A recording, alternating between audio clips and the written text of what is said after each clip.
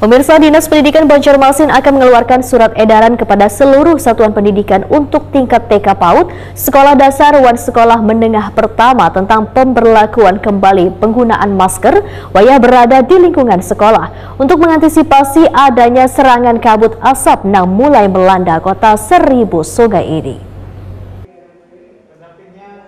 Dinas Pendidikan Banjarmasin akan mengeluarkan surat edaran kepada seluruh satuan pendidikan untuk tingkat TK PAUD, sekolah dasar, dan sekolah menengah pertama tentang pemberlakuan kembali penggunaan masker wayah berada di lingkungan sekolah. Penggunaan masker bagi ribuan peserta didik ini untuk mengantisipasi adanya serangan kabut asap yang mulai melanda kota Seribu Sungai ini.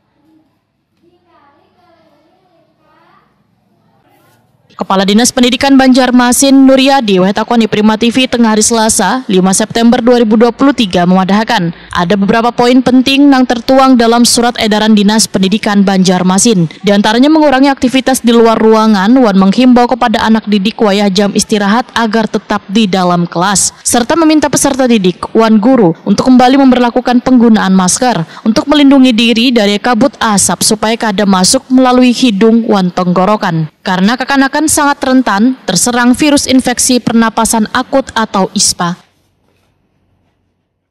Ya, kemarin kan pada waktu kami melakukan himbauan pada sekolah-sekolah yang ada kewenangan di Banjarmasin, itu memang pengaruh cuaca itu peringatan kuning ya.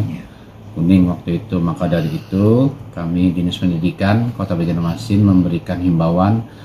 Ada beberapa item kemarin yang dilakukan himbauan tersebut. Nah, itu tidak serta-merta dengan tanda tangan, tapi himbauan lewat WA grup kepala sekolah, TK, SD, pengawas sekolah, SMP, semuanya di bawah naungan kami. Nah, sehingga itu juga menjadikan pedoman yang harus dilakukan oleh sekolah.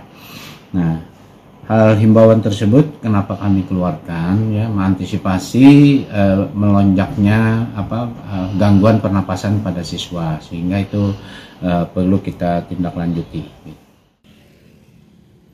Menurut Nuryadi, jika nantinya pencemaran udara yang ada di papan indeks standar pencemar udara terus mengalami kenaikan matan garis kuning ke garis habang, maka akan diambil tindakan pemberlakuan sistem pembelajaran jarak jauh bagi sabarataan satuan pendidikan di Banjarmasin.